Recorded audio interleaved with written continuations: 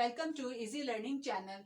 Chapter number 14 reproduction में आज का हमारा टॉपिक है life cycle of flowering plants. यहाँ इसका दूसरा टॉपिक हो सकता है sexual reproduction in plants. Plants में सेक्सुअल रिप्रोडक्शन कैसे होती है। As you know that sexual reproduction क्या होती है। Sexual reproduction is that type of reproduction in which new offsprings are produced by the fusion of male and female gametes. अब plant का अगर हम लाइफ साइकिल की बात करें तो प्लांट में जो फ्लावर्स होता है, flower is the reproductive part of the plant, क्योंकि फ्लावर्स के अंदर ही मेल और फीमेल रिप्रोडक्टिव ऑर्गन्स मौजूद होते हैं। अब लाइफ साइकिल, किसी भी फ्लावरिंग प्लांट का लाइफ साइकिल को स्टडी करने के लिए सबसे पहले हमें स्ट्रक्चर ऑफ फ्लावर्स को स्टडी करना होगा। तो स्टार्ट करते हैं। आपको मालूम है कि फ्लावर जो है कि स्टॉक के साथ अटैच होता है। The stalk of the flower is known as pedicel. Pedicel का जो अपर पार्ट होता है वो स्वेलन होता है, जिसे हम थैलेमस कहते हैं। Thalamus is the swollen part of the pedicel. इसी थैलेमस के ऊपर जो फ्लावर्स के जो चार वर्ल्स, फ्लावर जो है वो चार वर्ल्स की में अरेंज होता है। सबसे पहला वर्ल्स हमारे पास आ जाता है सेपल्स का। Sepals are the green part of the flower. इनका काम होता है फ्लावर के इनर पार्ट की प्रोटेक्शन करना at bud condition. Second part हमारे पास आ जाता है फ्लावर्स का petals. Petals are the coloured part of the flowers.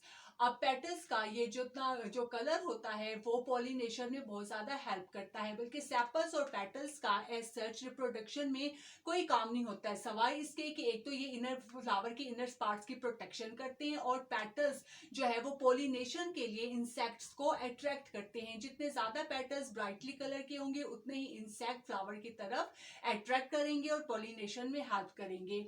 Petals के अंदर आ जाता है फ्लावर का थर्ड वर्ल, जिसे हम स्टेमन, जो कि स्टेमन पर कंसिस्ट करता है। Stamens are the male reproductive organ of the plant. Stamens को हम प्लांट का मेल रिप्रोडक्टिव ऑर्गन्स कहते हैं। स्टेमन कंसिस्ट करता है दो पार्ट पे। सबसे पहले इसकी स्टॉक आ जाती है। The stalk of the stamen is known as filament. Filament के ऊपर बायलॉब्ड स्ट्रक्चर मौजूद होता है, जिसे हम कहते हैं एंथर। एंथर के अंदर मौजूद होते हैं पोलन सैक्स, जिसके अंदर माइक्रोस्पोर्स बनते हैं, जिन्हें हम पोलन ग्रेन्स कहते हैं। सबसे लास्ट में आ जाता है फ्लावर का लास्ट वर्ड, जिसे जो कंसिस्ट करता है कार्पल पर। Carpel is the female reproductive part of the plant. Carpels को हम प्लांट का मेल रिप्रोडक्टिव पार्ट कहते हैं। कार्पल कंसिस्ट करता है थ्री पार्ट पे, stigma, style and ovary. Stigma जो है इसके हेड को कहते हैं। स्टिग्मा के नीचे लॉन्ग नेक मौजूद होगी, जिसे हम कहते हैं स्टाइल। स्टाइल का जो एंड है वो स्वेलन पॉट पे कंसिस्ट करता है, जिसे हम कहते हैं ओवरी। ओवरी के अंदर एक या एक से ज्यादा ओव्यूल्स मौजूद होते हैं। तो ये था हमारे पास स्ट्रक्चर ऑफ फ्लावर। नेक्स्ट हम देख लेते हैं पॉलिनेशन। पॉलिनेशन क्या होती है। मैंने आपको बताया कि एंथर्स के अंदर बनते हैं माइक्रोस्पोर, जिन्हें हम कहते हैं पोलन ग्रेन्स। तो the transfer of pollen grains from the anther to the stigma of the carpel is known as pollination. Pollination क्या होता है। पॉलिनेशन जो है पोलन ग्रेन का ट्रांसफर होता है एंथर से स्टिग्मा के ऊपर। अब ये पॉलिनेशन जो है दो टाइप की होती है, self pollination and cross pollination. Self pollination में क्या होता है कि जब एक ही फ्लावर के एंथर जो है अपने ही फ्लावर के स्टिग्मा के ऊपर गिरते हैं या ट्रांसफर होते हैं, उसे हम कहते हैं सेल्फ पॉलिनेशन। और अगर एक फ्लावर के एंथर किसी दूसरे फ्लावर के स्टिग्मा के ऊपर जाकर गिरेंगे, उसे हम कहते हैं क्रॉस पॉलिनेशन। क्रॉस पॉलिनेशन जो है प्लांट्स के अंदर जेनेटिक वेरिएशंस में बहुत ज्यादा हेल्प करती है। नेक्स्ट हम देख लेते हैं फर्टिलाइजेशन। फर्टिलाइजेशन क्या होती है। Fertilisation is the fusion of male and female gamete to form zygote. जब मेल और फीमेल गैमेट्स आपस में फ्यूज्ड होकर जाइगोट बनाते हैं, इस प्रोसेस को हम कहते हैं फर्टिलाइजेशन। अब प्लांट के लाइफ साइकिल में फर्टिलाइजेशन कब स्टार्ट होती है। एंथर्स के अंदर जो पोलन सेक्स मौजूद होता है उसमें एक्सक्यूज मी एंथर्स के अंदर जो पोलन सेक मौजूद होता है उसमें बनते हैं पोलन ग्रेन्स।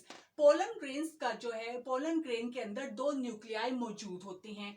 एक को हम कहते हैं जनरेटिव न्यूक्लियस और अदर वन को हम कहते हैं tube nucleus. Excuse me. Pollen grain के अंदर जो दो न्यूक्लियाई मौजूद होते हैं उसमें से एक को हम कहेंगे जनरेटिव न्यूक्लियस और दूसरे को हम कहेंगे ट्यूब न्यूक्लियस।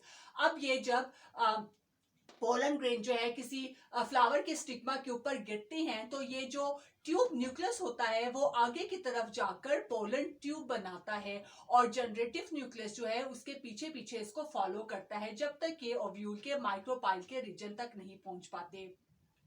दूसरी तरफ हम ओव्यूल की बात करें तो ओवरी के अंदर जो ओव्यूल होता है उसका भी न्यूक्लियस जो है वो डिवाइड और रीडिवाइड होकर जो है 8 हिप्लॉइड न्यूक्लियाई में डिवाइड हो जाता है, जिसमें से 4 न्यूक्लियाई जो है अपर पोल की तरफ मूव कर माइग्रेट कर जाते हैं और बाकी के 4 जो है वो लोअर पोल की तरफ माइग्रेट कर जाते हैं।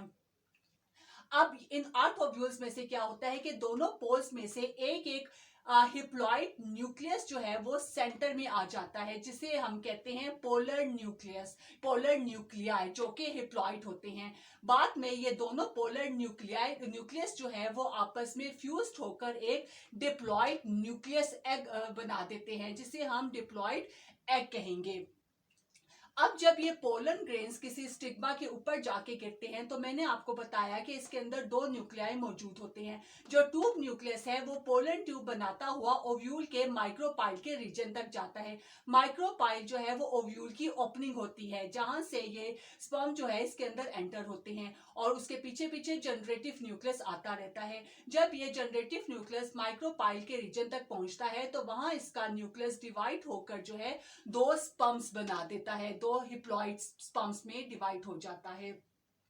अब हम जो ओव्यूल की बात कर रहे थे, ओव्यूल का मैंने आपको बताया कि दोनों पोल से एक एक न्यूक्लियस जो है वो सेंटर की तरफ जाता है और वहां जाकर फ्यूज्ड हो जाता है। फ्यूज्ड होकर वो एक डिप्लॉइड न्यूक्लियस बनाता है।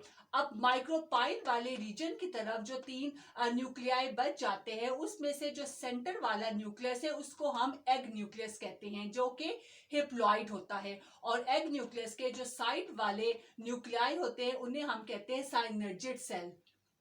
और जो अपर पोर की तरफ 3 न्यूक्लियाई बच जाते हैं उन्हें हम कहते हैं एंटीपोडल्स। ठीक है।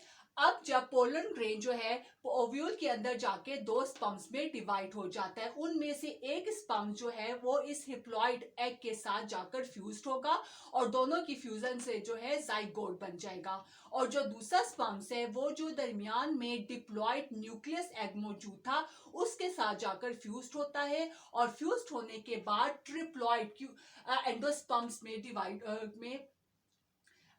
हो, उसमें चेंज हो जाता है।